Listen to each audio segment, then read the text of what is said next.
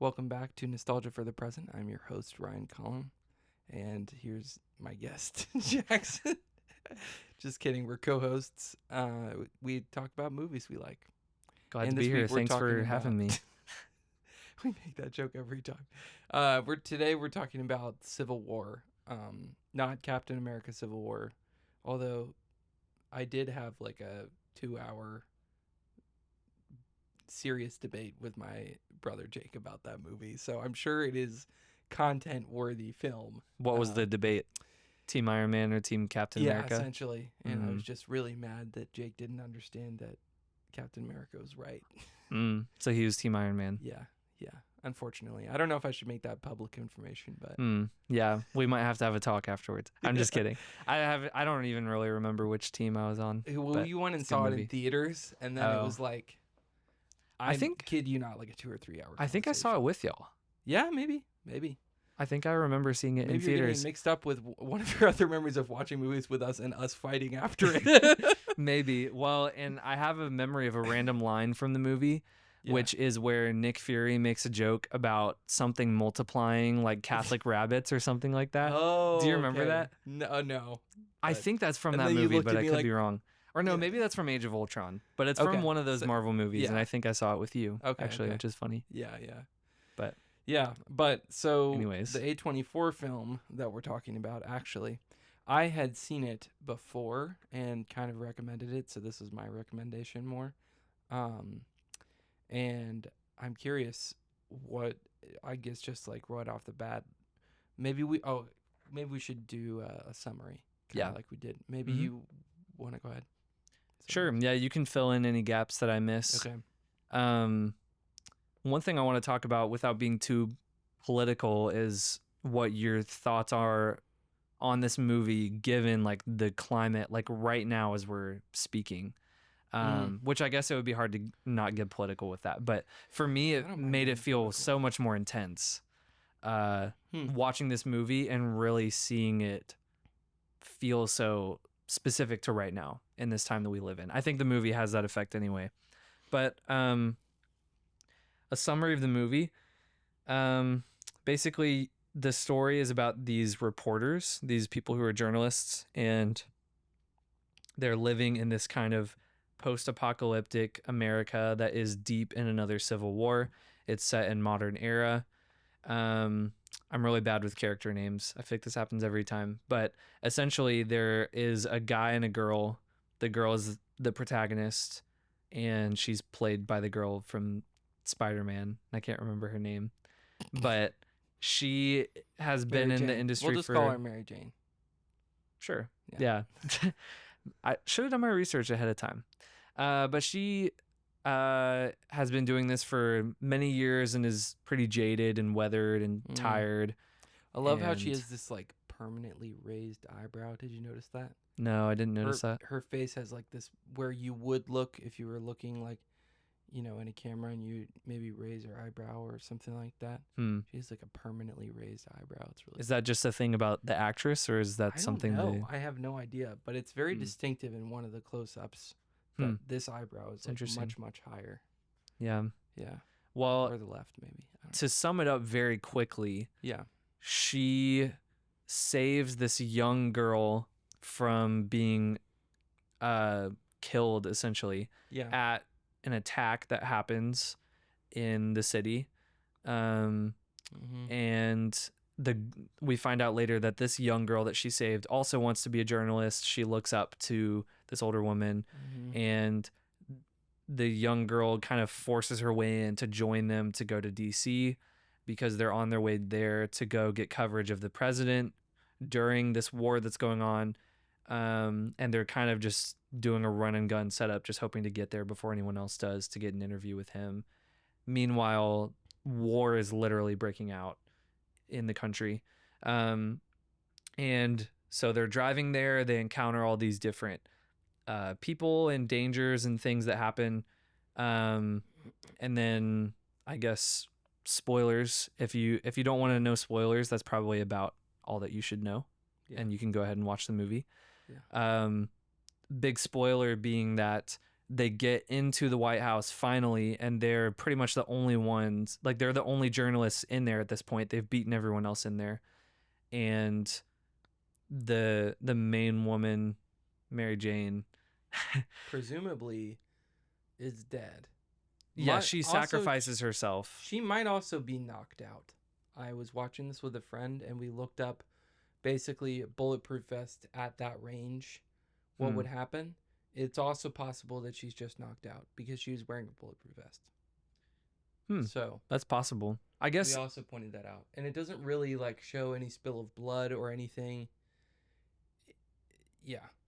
Yeah, I think basically what happens in the story, I guess the young girl gets in the line of fire to get a shot. Yeah. And then Mary Jane comes in and pushes her out of the way. She gets shot. She goes down. Yep. I think for all intents and purposes, she is basically dead in terms of the story.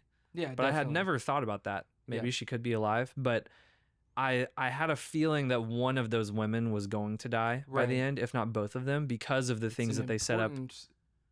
Story element or character element almost that one of them does die, because they're kind of like two representations of the same person. Yeah, and they're headed into this danger that the whole time everyone says this is a bad idea.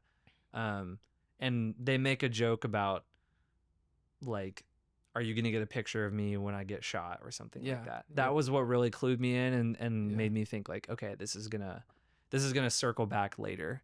Because this was a strong enough of a script and strong enough of a film that I could tell that a line like that was very intentional and that it would have a payoff later. So that's pretty much how the film ends, and they end up getting in and killing the president. That didn't even occur to me. That as foreshadowing. Mm-hmm. Yeah, that's interesting, because I just took it so seriously as a hypothetical situation that they're kind of like talking about, that it does a good job disguising that. But yeah, that's a good point. Mm-hmm. Yeah, I think what happens is the younger girl asks the older woman if she will get a picture of her, the younger girl. Yes, and then dying. She doesn't respond. Yeah. And then she's like, well, what do you think my answer would be? Yeah. And so yes. Yeah, so then the interesting thing was, and this was so gut-wrenching, one out of many gut-wrenching moments in this movie. This was honestly a pretty hard watch for me.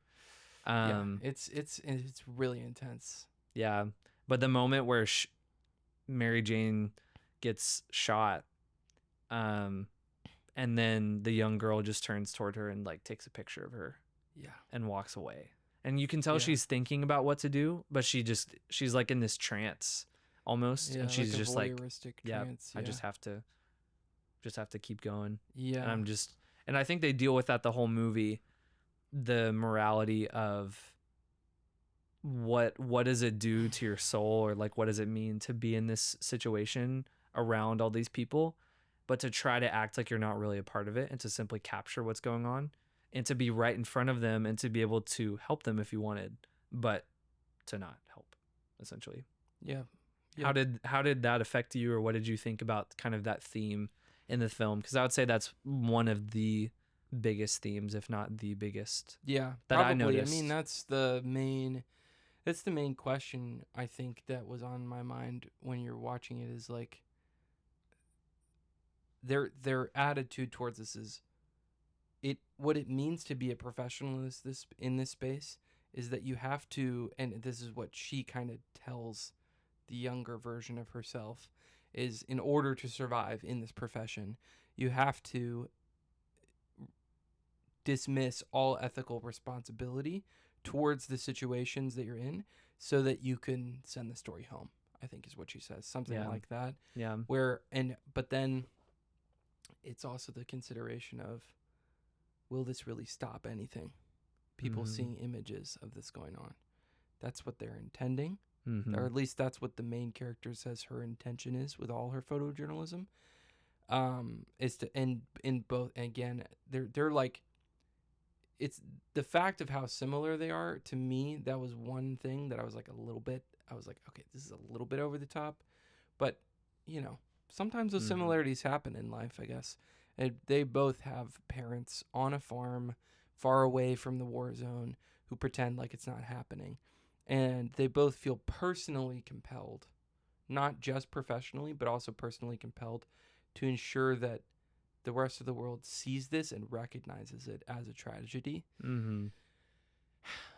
I guess my question is, to what extent are we already like this, where we actually do see images of these things that are going on?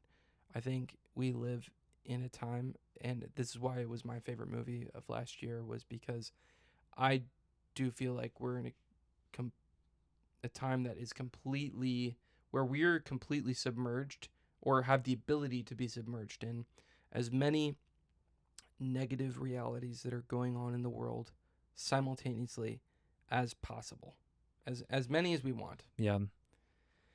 And our response, or at least my response, I think a lot of times is nothing, you know. And in a lot of cases for me, that's just simply because there's not really a whole lot I can do. But this movie asks the question, what will happen to you if you pretend as if dismissing the ethical responsibility also dismisses you from the emotional damage and the spiritual damage that can be caused to you as a result of witnessing that and choosing to do nothing about it? And I think that that's a really great question, because we are in a time right now, not just politically, but also just, I think, socially, and this is true across the global north in all first world countries, where we are seeing huge rates of suicide and depression and anxiety.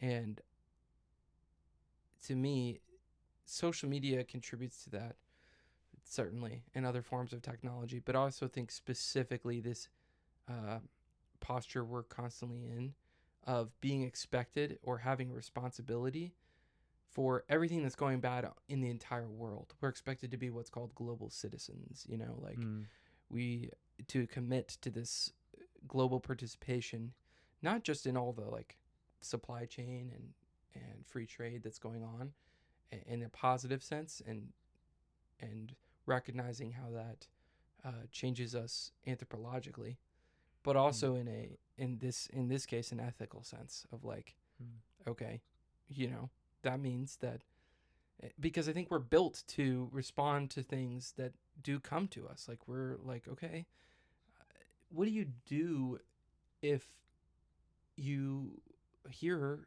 global news constantly of a crisis in Israel and Palestine, that war, crisis in Ukraine and Russia, and those level of crises, what's going on, has been going on in North Korea for decades. What do you do when you know that's going on and there isn't really anything you can do about it? How does that affect you?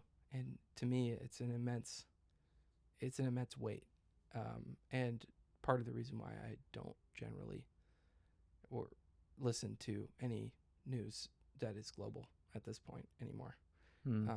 The most involved I've been at all is just like listening to the presidential election stuff. But that's why, is because I think the purpose of that information is to give you an ethical responsibility.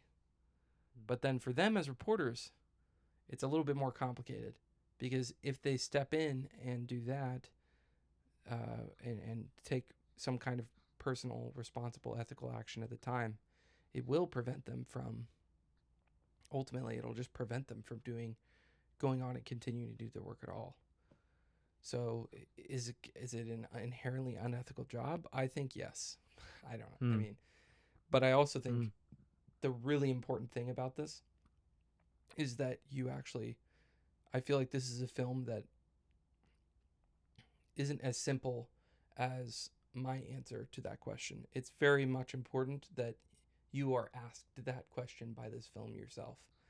And that's why I love it, is because it is an imperative question that feels very personal when you're watching it. Yeah. I think this movie is a great example of an idea that I hadn't thought about until I watched the show The Good Place. Have you seen Oh that yeah, show? yeah. But it made this really interesting point, even though it makes a lot of other points that I don't necessarily agree with, at least on a spiritual level. But from a morality level, it basically makes the point towards the end of the show that being a good person in our society today is much more complicated than it used to be a long time ago, simply because of the progression of technology and other things like that, where we have this awareness now, not just of what's going on in my home or in my community, my town or village, but the entire world. And there is this ever increasing pressure to figure out how to partake in that or how to help or fix things. And in addition to that, I think a big part of what The Good Place tried to communicate is the complexity of being a good person, in terms of taking care of the environment. What products do we buy? What companies do we support? And, if the vast majority of humanity never had to think about the kind of things that we have to think about. And that's not to say that we're in a worse position per se, but it's just to say it's complicated. It's complicated when you want to be able to just buy clothing, but then you realize that the companies you want to buy clothing from are using sweatshops or child labor. There's a number of different things I could get into. The environmental effects of AI. People talk about things like that. That's like a hot topic right now. So there's so many things that you want to just be able to make a simple choice, but it never is a simple choice. What business you support or what food you eat or whatever it might be. There's so many implications behind it. And it didn't always used to be that way to the extent that it is now. And I was thinking about that watching this film. Just I think in a similar way because of what technology has done in the world that we live in, where with this awareness of world events now that we have, we can't fully live literally as if we don't know. We do know, and we can either choose to not partake or we can, but we can't go back in time and unhear what we heard. True. We can't unsee the things that we see. Yeah. And I think it does create this greater level of anxiety and fear in people because, But can you even respond to Yeah. that many? Like You just the can't, sheer you can't. volume. yeah. And I'm not saying you should respond to everything, but it's just, No. it's to say that it's complicated. And I think it is a much greater weight than people were meant to carry. And I think during the one real civil war that we have had in the United States, the way that news was passed around about what was going on in the war was much slower. It was simpler. And that's not to say that the moral of the story is that you should just put your head in a hole in the sand. But it is, I do think that it is a very good point that we can't carry the burdens and sorrows of the entire world. We can't. Yeah. I don't know. Yeah, it's so much to carry. And then to also throw yourself fully into, to go through the effort that they did to be on the front lines and to simply capture content, not even just from a distance, but literally in the White House as they're hunting down the president. Yep. They're watching these men get murdered in front of them. And there probably are things that they could do to help. And also they're really putting these soldiers in danger, having these soldiers protect them. Yep. So I think that those were just a number of things that I thought about with like the moral complexity of the movie. I mean, and then on top of that, like that's one theme, but then it's also like these really fascinating. I mean, you could, just the premises that are going on here. Where, I want to like, do you want to talk about it all? Like how they don't mention what it is that caused the Civil War. Yeah. I really like that. I really like that as a choice a lot. And I think maybe it's what makes this film as good as it is.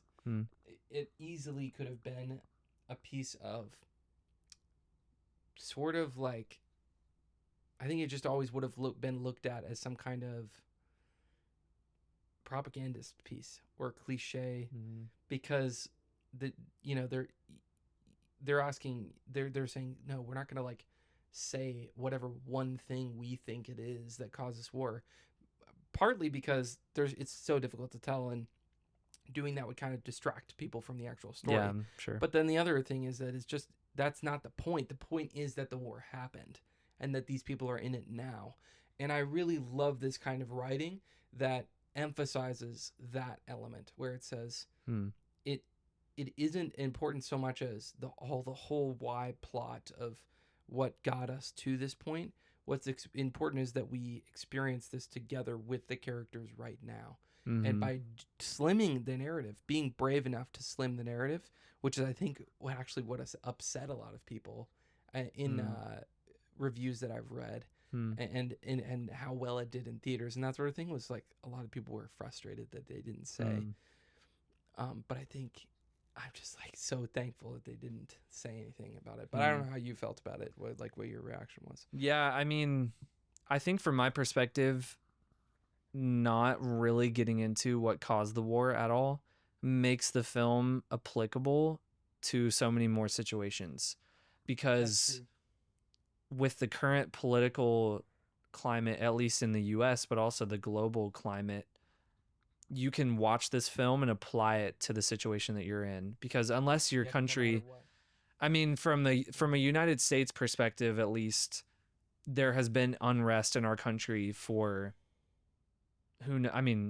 since the Civil War. I would say it's never died down. There have just continued to be all kinds of economic and racial and national and religious unrest. I mean, so many different kinds of things. It's never gone away.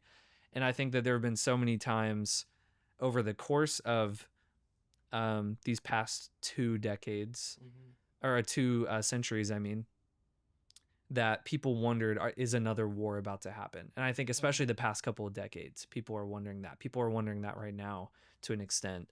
And so I think for them to not tie the film to a specific circumstance, but to just say a war has happened, and doesn't this feel so realistic? Like you could picture this happening now. And, oh my gosh, just like the shot of the helicopter crashed in that whatever Kmart parking lot, or what was it?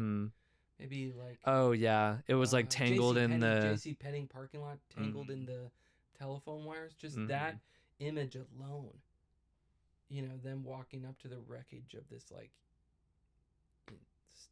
consumer, like this, I don't know, the war tangled in the wires of kind of consumerist America. It's just like there's so many shots like that are just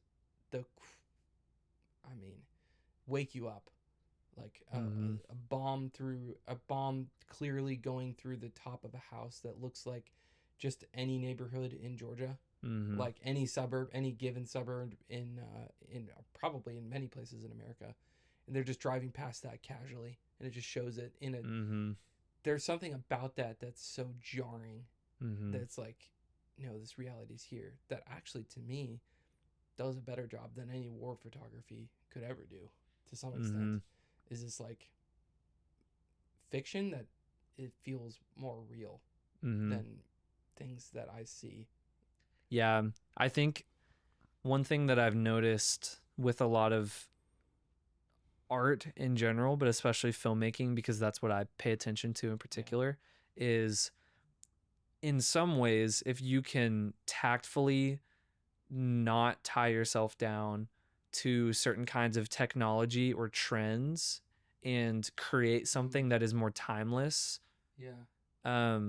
it will last longer, and it will be more rewatchable, and it will be more applicable to certain situations. Because if you make your entire movie filled with jokes that are only applicable to 2020, the movie comes out in 2020 and everybody laughs at, the little jokes. But then a few years down the road, everyone's like, oh, this is weird and cringy. Like, that's dumb. Yeah. What does Skibidi Toilet even mean? Yeah, exactly. And so things that are... What's that? Oh, goodness. I don't know if we're going to ever review that movie on this channel. We are not. But so I think films that choose to not tie themselves down to too many things like that in the long run will have greater success, and they will be more rewatchable. And it's also interesting because so there's this film I've seen also called 1,000 Years of Longing. Have you seen that? I've heard of it, but I haven't Really seen good. it. Really good. Tilda Swinton and Yes. Is there like a genie in that yes, movie? I haven't seen yes. it, but I've seen the trailer. Really interesting. I guess maybe I won't say the spoiler then. Okay. Because I was going to talk about the ending of that movie, but can I? You care? You can. Okay. Spoilers for 1,000 Years of Longing. Yeah. So basically, she frees this genie from his lamp, and they go through this whole story where they eventually fall in love. And that makes sense. she goes back to her time, and I think she used one of her wishes at some point to free him so that they could live together, just as people or something like that. But he gets to her present, and he actually starts to burn and fade away. And it's interesting because he says that humans are made of earth, but genies are made of, I think he says like fire, like that's their fundamental element or something. But there's something in the film where basically he's dying and fading away because of the sheer amount of information that's crossing the wavelengths. And it like melts him kind of and kills him. Or he has to like disappear to another dimension in order to not die or something. Love that movie. It's really good and funny and creative. Definitely would recommend. But to me, and it hadn't really occurred to me at the time, but it's just that's how I feel. Like I keep feeling, especially recently, I feel this pull to really start to disconnect. And I'm going off of work for a month starting this coming Monday. Wow. So I'm really excited. I think I want to, as much as possible, just kind of disconnect. And I think that's maybe why we're seeing like a reemergence of this, regardless of your political persuasion, religious persuasion, for people to kind of get rid of technology or take these fasts from it that are like a month or so. Yeah. Because it feels vital for your survival in some way. I don't know that the film touched on this too much, but this is something that I thought about watching the film. Yeah. I think a big part of what the film does do is show the effect of war on people, which pretty much every war movie should do that. It's touching on these human themes, and it's putting humans in war, and then it's saying, what does war do to those people? Like pretty much every war movie does that. And one thing that I always think about in war or apocalypse movies is, what do people still do even in the midst of those kind of situations? When they've lost everything, what do they go back to? What remains? Yeah, and it's interesting because it seems pretty similar across the board, the kind of things that people do, and those are the things that I think people have done for all of time, like all of humanity's existence, and probably will do for all of our existence. And I think that those are the things that are really deep at the core of us. Scrolling on our phone is not.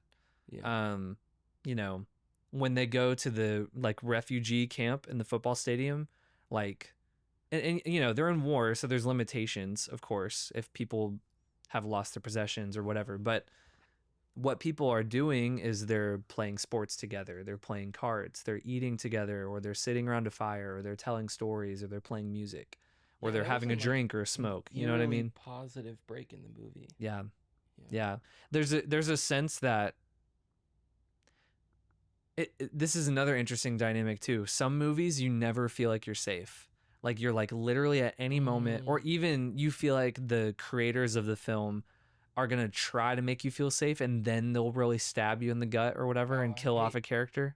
I hate those. Yeah. And you don't want to do that. They're so tough. And like, I think that there are scenes like that in that movie where you do feel safe. Yeah, you do. You don't. I wondered if that movie was always going to have you on the edge of your seat, because someone in that situation could feel that way. Yes, like, yes. They could be in this sanctuary, and then, the rebel guy that shows up later in the film that's killed all these people, and he's like brutally murdering them. Gosh. What if he'd showed up to that stadium and he was my favorite scene. Yeah, that scene was intense. I kept wondering when that character was going to show up, because I had seen his image. It's so iconic. Yeah. What an incredible actor. Yeah. Basically, to kind of finish up that thought, Yeah, sorry. Go ahead. um, I think it's really interesting thinking about what people do in those situations and what makes us human.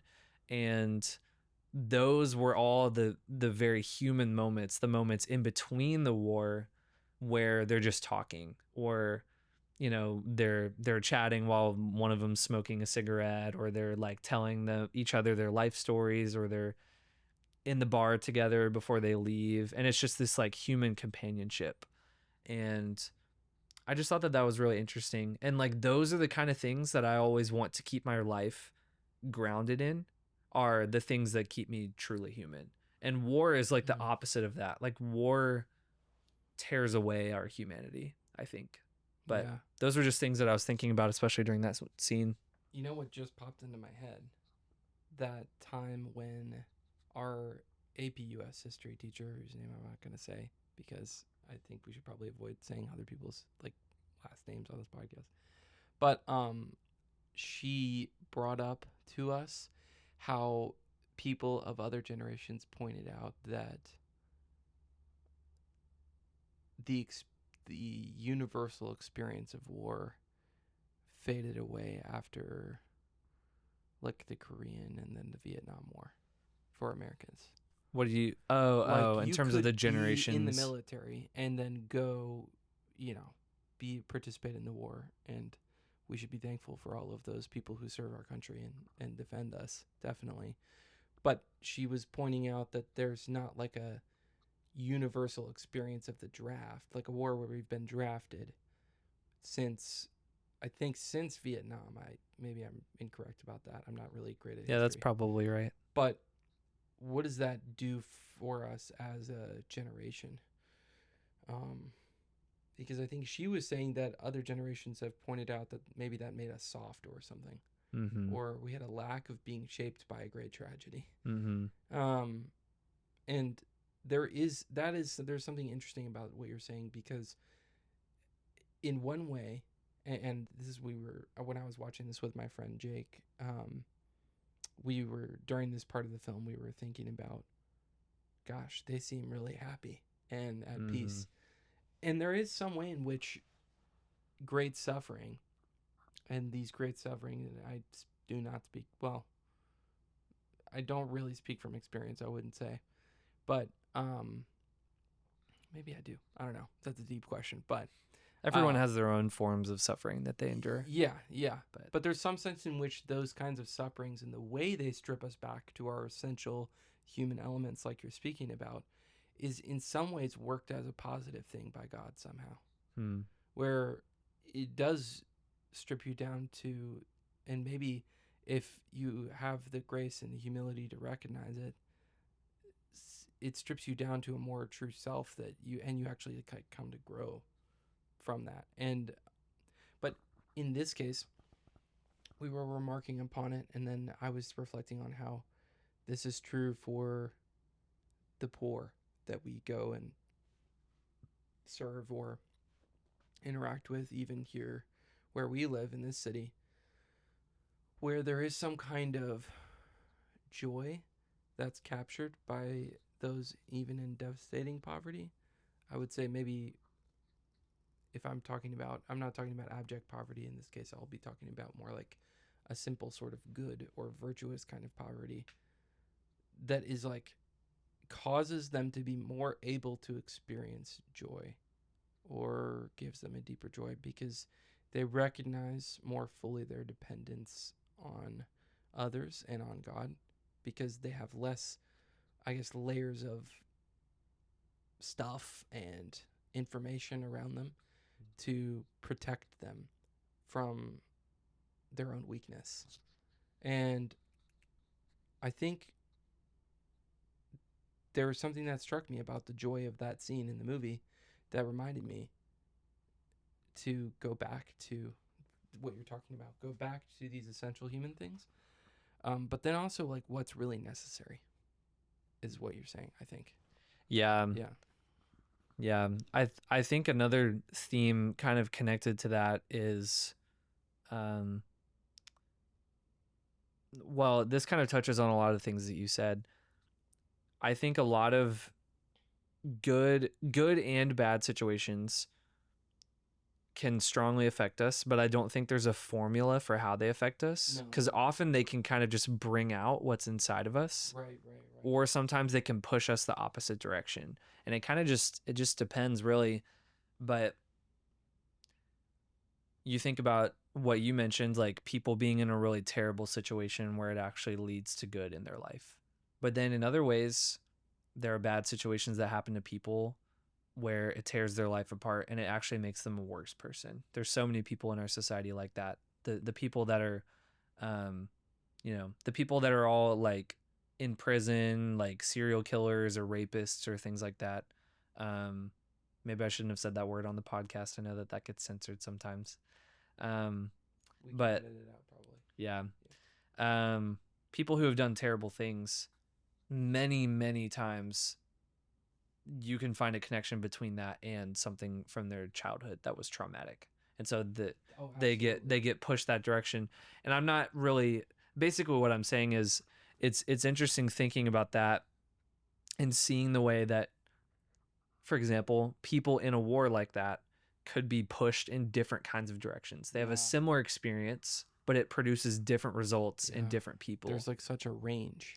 Yeah. And then also it makes me think about how the way that the journalists in the movie are impacted by the effects of the war and being impacted by, or the different ways that they respond. How do they respond to seeing the people that are chained up by the gas station that are like bleeding out? Or how do they react to seeing soldiers get killed in front of them? Or how do they react to their friend dying, who is like probably the best one in the group? How do they react to those things? How does it push them? How do these things change them over the course of time? Yeah, that's a really good point. And if we think about each of those characters and their responses, the driver, again, I don't remember his name either, unfortunately. But the driver, his response is a lot of times just drinking and smoking and joking. And then also saying, I think, what a rush. Mm-hmm. Right? At some point, just kind of really reacting in that way, kind of portraying him a little bit of as a little bit of an adrenaline junkie, and just there for the thrill of it. Joel is his character's name. Joel, okay. And then the protagonist is Lee. And the girl's name is Jessie.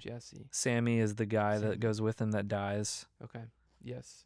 So Joel's reactions are the ones I just described. Lee is kind of an embodiment of her principle of like, I remove myself from the situation, I take pictures and I send it, and that's the only way I can survive. She's just, as much as possible, tries to repress it. And it's really interesting at the end of the film when she's getting to her, what we would consider probably one of her culminating moments as a photojournalist. Lee or Jessie? Yeah, Lee. Lee is MJ. Lee is MJ. Yeah. Lee is like freaking out at the end. She's having like panic attack while they're in the middle of the most important part of their whole journey. Right. Which I think it's really interesting that they did that. Because I think their point is like, it gets to everybody at some point. You can smash it down as much as you want, but ultimately she kind of has a panic attack, and then that's not that long before she dies. And then, although she's able to calm down, I think, at some point. And then Jessie starts off the film as receiving it fully. And all their character arcs, this is another reason to love this movie. Yeah. The cast is incredible, the way that they develop. But she starts off like absolutely horrified, just in shock, tearing up in different moments. What great acting from all of these people, by the way. And just, receiving the war, probably most people receive the movie. Yeah, it was pretty upsetting and hard for me to watch, honestly. I thought about stopping a couple of times. Oh geez, I'm really sorry. Oh, it's all right.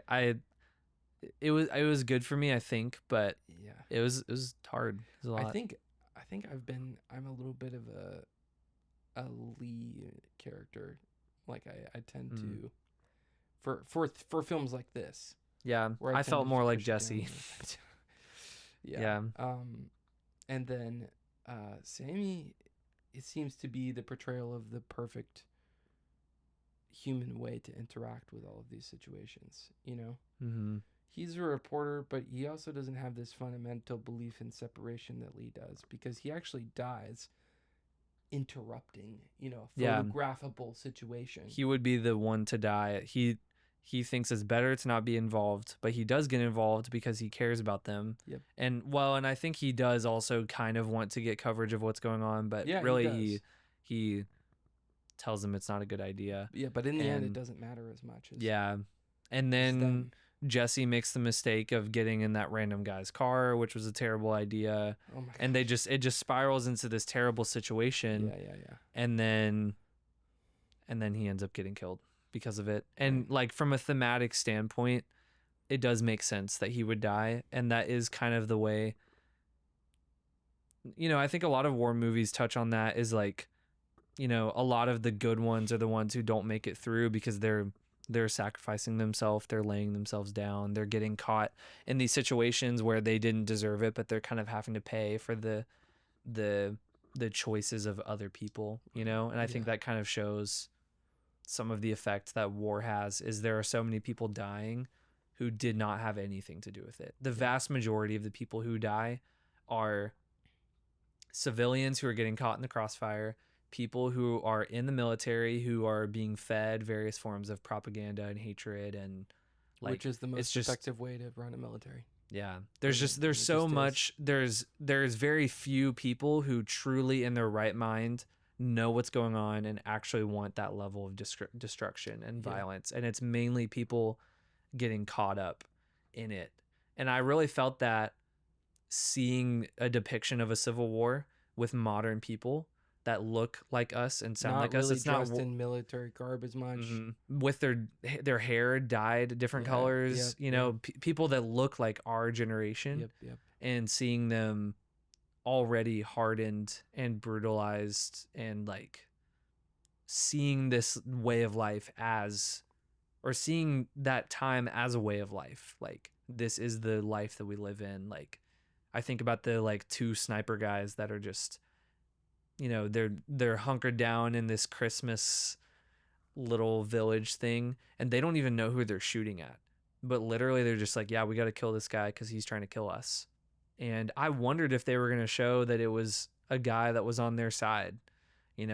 I guess we never found out, but it very well could have been, like, to be so entrenched, no pun intended, to be so stuck and so deep into something like that, to literally be like, yeah, we're killing this guy and we don't even know which side he's on, because you're just trying to survive. And to have the kind of like hate, I would say, where you're not worried about it and you're just like, yeah, this is just our life now. It's sad and hard to see that, but that really is how war plays out. And similarly with the journalists, like, especially with Joel taking so much joy in seeing the bombs go off in the distance, and the thrill of being in combat and seeing people die like that. Like, that was hard for me, but I appreciated that the film was willing to show that the ways that especially his character is getting enjoyment out of it is torn down because he like watches his friends get murdered in front of him, and he realizes like, this is not good. This is not what I thought it was going to be. Yeah.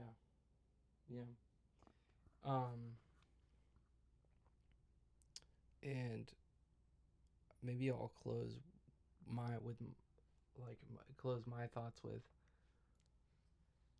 I think, what's our response to tragedy? I think it has to be Sammy's. Like, that is the answer in this case, even if it means that you are putting your life at risk. It is better to die as Sammy than to live as Jesse. It just is. Yeah. And I think that, to my mind,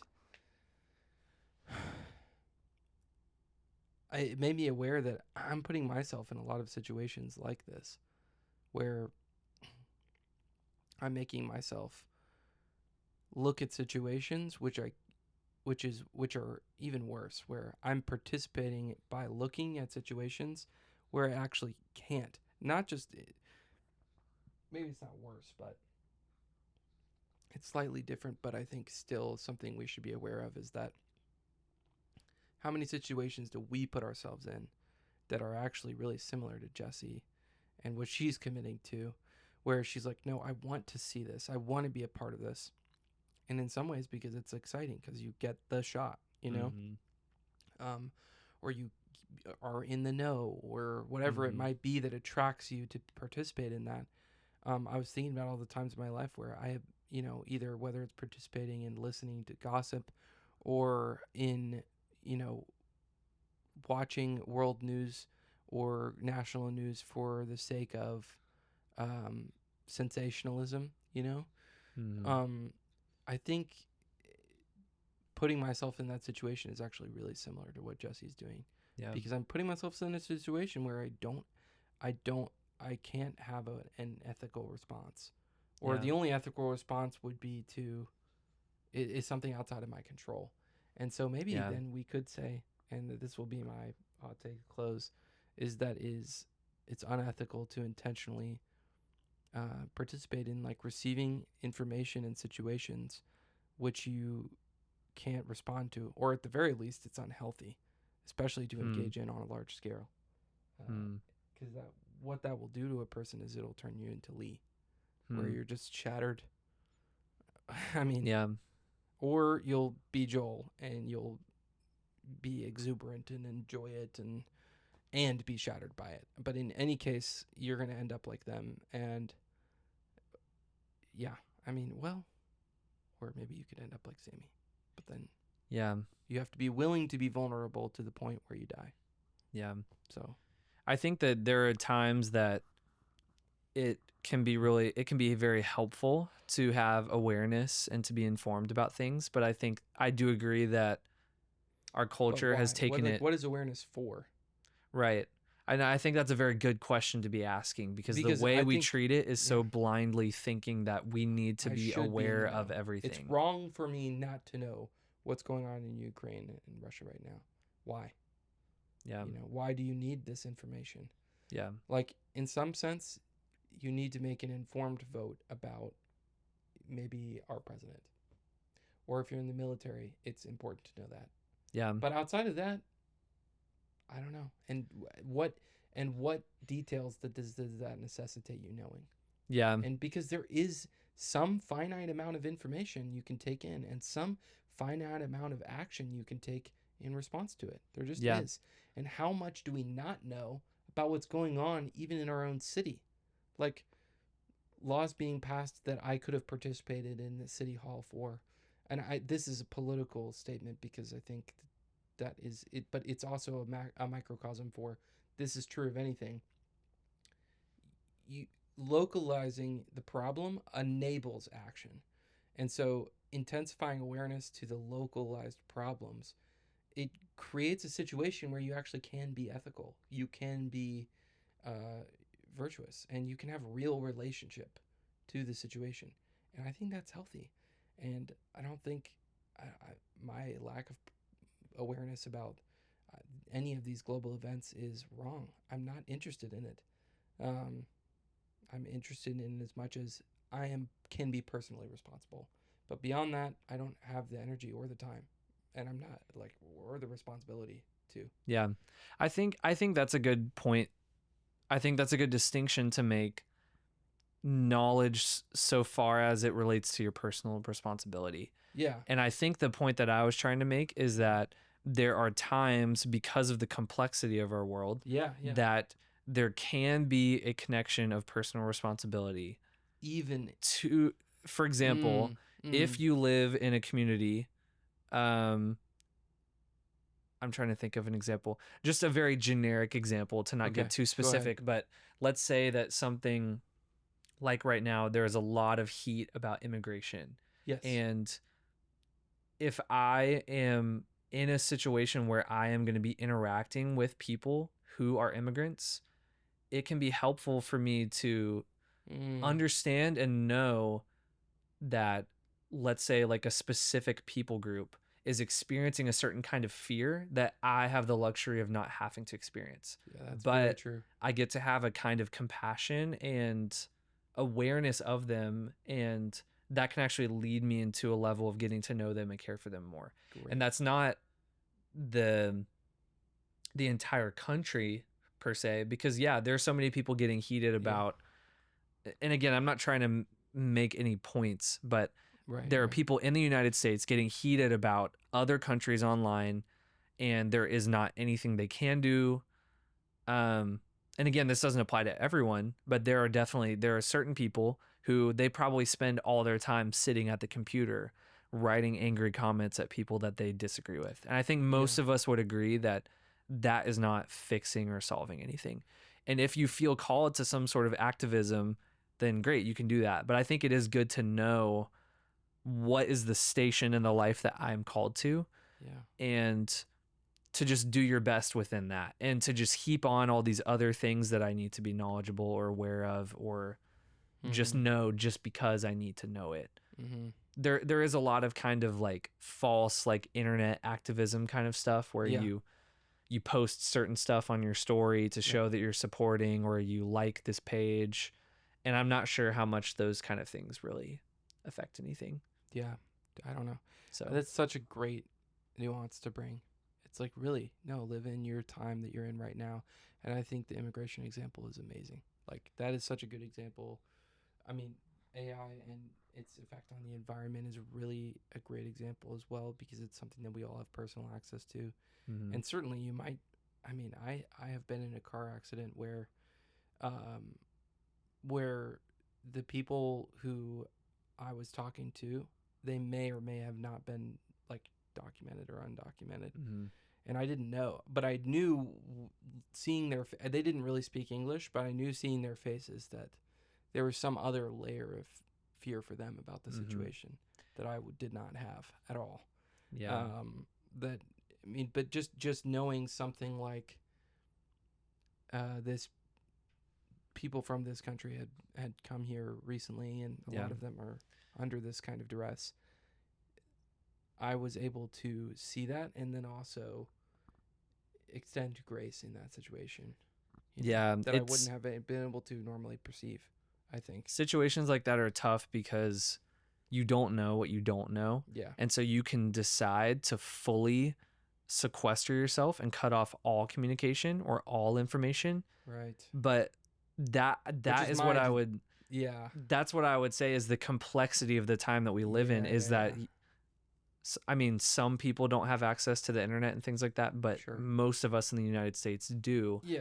And so many people had the luxury of, I would say, the luxury of not having to make those kind of choices. They're not having to choose which news station do I watch, which podcasts do I listen to, which campaign do I support, which organizations do I give my money to. Like, because if you're just if you're a Native American living in the United States before it was the United States, you're just moving from place to place, hunting animals, just living within your tribe, and that's it. You don't know even what's happening in the next tribe over. If you're a Viking, like, it's so many people didn't have to deal with that. I think that's, and if anyone listening, myself included, feels a sense of relief hearing that, which is what I felt immediately when you were saying that. I think that's what I'm talking about, is that, and maybe that also belies like the linkage between limitation and freedom, where there is something about being able to say, these are the boundaries of what I'm supposed to take care of and decide about, and I'm setting them because I know myself, and I know what I'm good at and what I'm not, and I know my city or my town or whatever. Right. And you set those boundaries, and then it actually allows you more freedom to have deeper, more real relationships with the people around you, because you actually have more limitations on what you're actually taking in. Yeah. And I think Yeah. I think there's some nuance to what everyone is called to, and so that's why I'm Yes. careful to just put a stamp on Well, it. it's Or inherently. I mean, it's inherently individual. yeah, Yeah. and so that's why I brought the example up of relating to someone who is an immigrant, and I myself am not an immigrant. Yeah. If there are certain populations of any people that I'm interacting with that experience a great level of fear or a great level of insecurity that I am not, I think that there is a level that I would like to be aware of that. I Yeah. would Yeah. like to know that, and I want to be able to. It doesn't mean I can't carry that burden for them, but I Yeah. want to be able to relate to them and actually know them and not have there be this unspoken barrier. Sure. And so I Well, guess I just say yeah. that to say that I think that there's a lot of complexity, and I think that it does call us, unfortunately, to make a lot of difficult choices. Well, I think, but then also this is why choosing the right movie is so important to bring it back to Yeah. like movies. Yeah. There are certain movies because you think about what one news story might do for you, in terms of causing you to go deeper in an empathetic understanding of someone else's experience, versus for some people what might ignite their understanding of someone else's story more than anything else is seeing it on screen Mhm. at a movie. And if I could just shout out another show here, Mo, that is an incredible show, and hilarious, super funny, about this asylum seeker from Pakistan. And wherever you are in the political spectrum, you can watch that show and recognize there's something about what he's experiencing as an asylum seeker that you can understand more of, and in a way that I never have from any news story ever. Hmm. And so that's the other thing, is think about what the actual, not just the information, but the way it's presented is so important.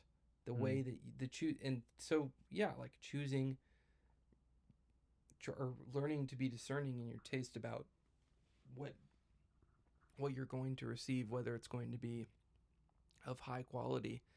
Part of that is also like these things can, films can make you a more whole person, and Mhm. and TV shows can, and if they're done well, and that's why for example, for me, I did not like Oppenheimer. Didn't think it was a good film, and it was specifically on this point. Like people can rave about the cinematography and the actual sheer spectacle of watching the film, Sure. and maybe the interest of the plot itself, although even to me it wasn't that fascinating. I felt none of this when I was watching it. I felt nothing new. I felt nothing unexpected. I felt nothing that I learned from the film. I mean, maybe a few historical tidbits, but in terms of understanding the nature of people, Yeah. it just seemed like, what did that do for me? And I often judge films in that way, of like, Yeah.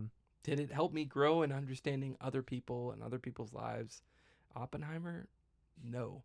Hard no. Yeah. It made me just think, wow, this guy is a terrible person, just like I expected. I mean, Yeah. Yeah. And I think there's a level that I would say, like, to each their own a little bit, but also I would say, yes, I to agree each with their you. own. Yeah, Yeah. Yeah. I haven't seen Oppenheimer, but the general thought being good filmmaking, I think I heard someone say this and it really impacted me. Good filmmaking at its core is about what it means to be human. yeah, And even if the story does not have humans in it, Yep. that's what it's about. Yep. WALL-E, Toy Story. Toy WALL-E. Story, Monsters Inc. Yep. There's the scene in Everything Everywhere All at Once where the two main characters are rocks just looking over the Grand Canyon or whatever. Like, it doesn't matter really what the subject matter is. SpongeBob. Yeah, I mean, it could be anything. Like, if it's a good story, if it has characters, if it has characters in it, Yeah.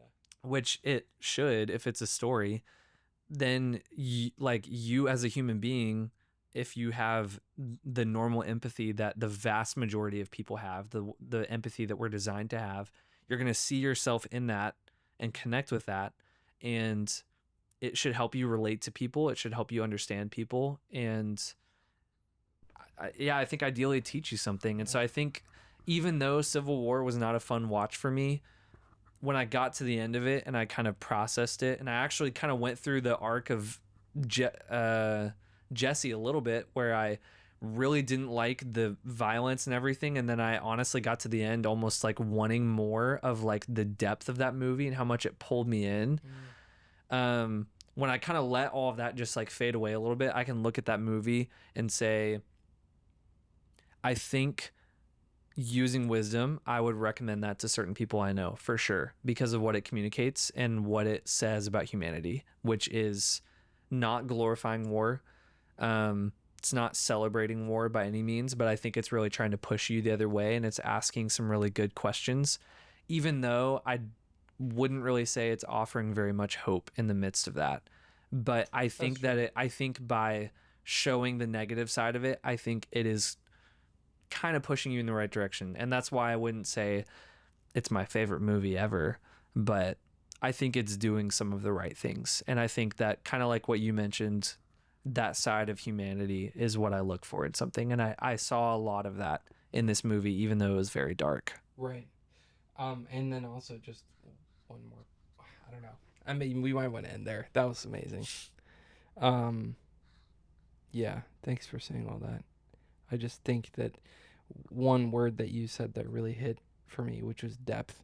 Like, every single person in this movie was treated as they had some full story as to why they were exactly where they were at that moment. Yeah, exactly. And they were content with not telling the story of every single person in the film. Mm-hmm. But you're like, the guy with the red glasses, where the heck did he come from? What are all those bodies? Like, what the heck is that story? Mm-hmm. You know? And I think that, to me, that the sense of depth that you got while watching it, it's almost like visual subtext. You know how we talk about dialogic subtext in film for screenwriting, that I think is really important, but also just this, like, it's almost like world building subtext. Yeah. Where it's like, who knows? You know, doesn't really matter for the story we're telling, but Mm-hmm. I think it just, the wisdom to have to tell this big of a narrative, but also in some ways it's very concise. Yeah. It's very difficult kind of wisdom. Yeah. Yeah. I think overall, an interesting choice, which it's easy for us to just keep going. Yeah. The first shot in the movie is humanizing the president, who is honestly like the worst character, even though we don't really see him do anything, but we get the sense that it's his fault. Yeah. And everyone hates him. And maybe that's part of what the movie's trying to say, is that we want to pin it on the one person, but maybe it's more complicated than that. But yeah, it shows him rehearsing his speech. Yep. And it humanizes him. That's the one thing that we get of the real him. And when he's about to be killed and he says, "Don't kill me." Yep. That's pretty much it. And other than that, you just hear his snippets of propaganda. But I think that the film maybe is trying to maybe not get us to empathize with him per se, but they chose to have that be the first shot. And I think that was intentional. And I think they're trying to say, even this person is a human being, and it does not justify their actions. Just like the guy with the red glasses, who is utterly evil and despicable, he is also a human being. And like you said, there's reasons why he ended up there. And what he's doing is depraved, but he's a person just like these people are. He ended up here somehow. He had parents. Like, he grew up in the United States somewhere. Why was he really obsessed with specifically defining things as American or un-American? Yeah.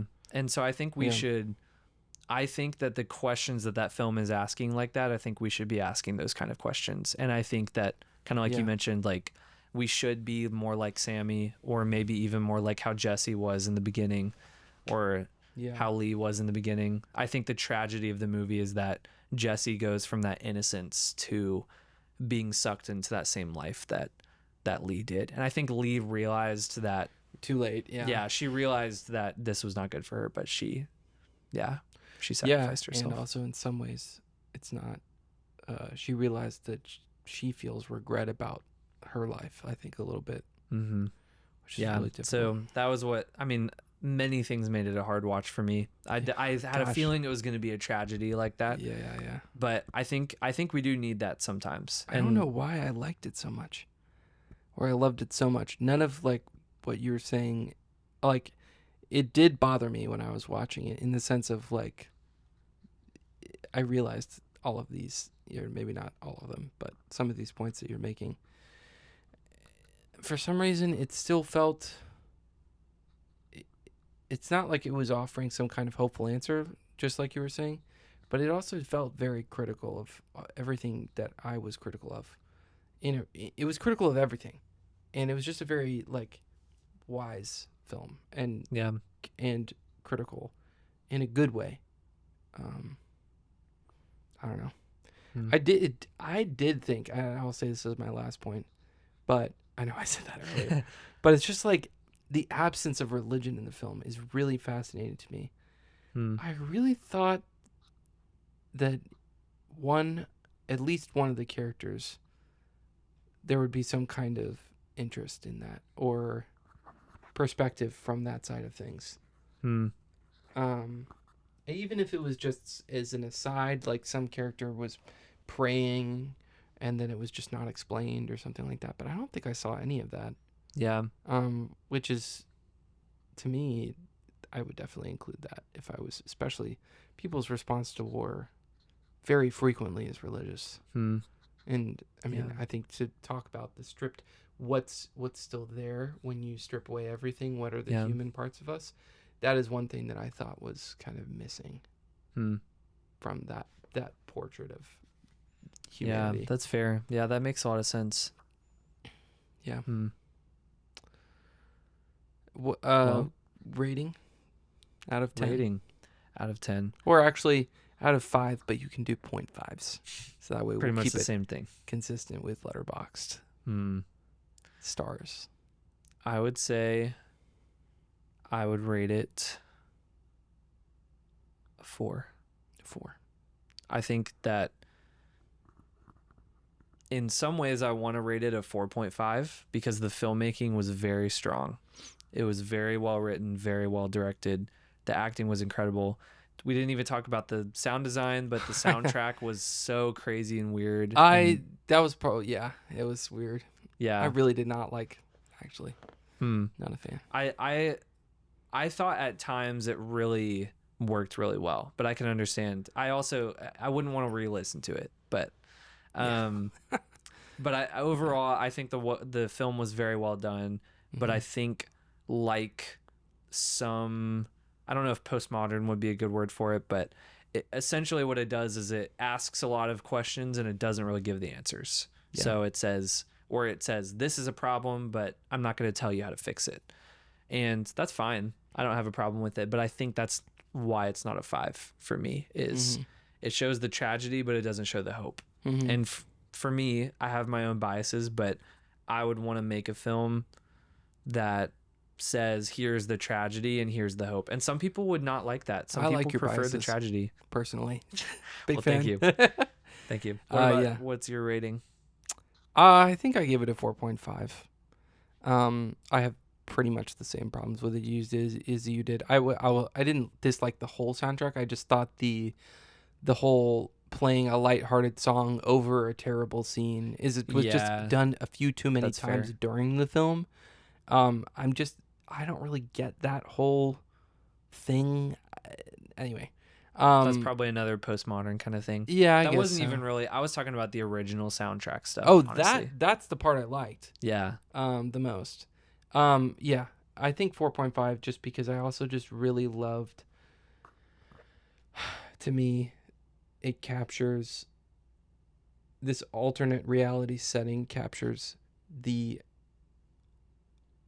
oddness and the fantastical about real life. And that's something that I always love about really love in a film is it shows us how our present is as wild as, Lord of the Rings or Star Wars or whatever. We've got these things that are just weird, and it kind of makes you call out your own life as this distorted reality is also part of like the bombed out suburban home. Could be any of the ones that I drove past on the way here, Yeah. and so it's kind of negative in that sense. But Mm-hmm. I still think it still evokes that fullness of the present that I Mm. really care about, and I think maybe a film like the Florida Project also does that. The Florida Project. Yeah, that nostalgia for the present, you could say. Oh yeah, nostalgia for the present, my favorite thing. I guess one that, yeah, with the double take to the fourth wall. Yeah. Okay, cool. Loved it. Thanks for being here. Great talking with you, Ryan. Thanks for joining me. Yep. Bye. Wow, let's get a handshake.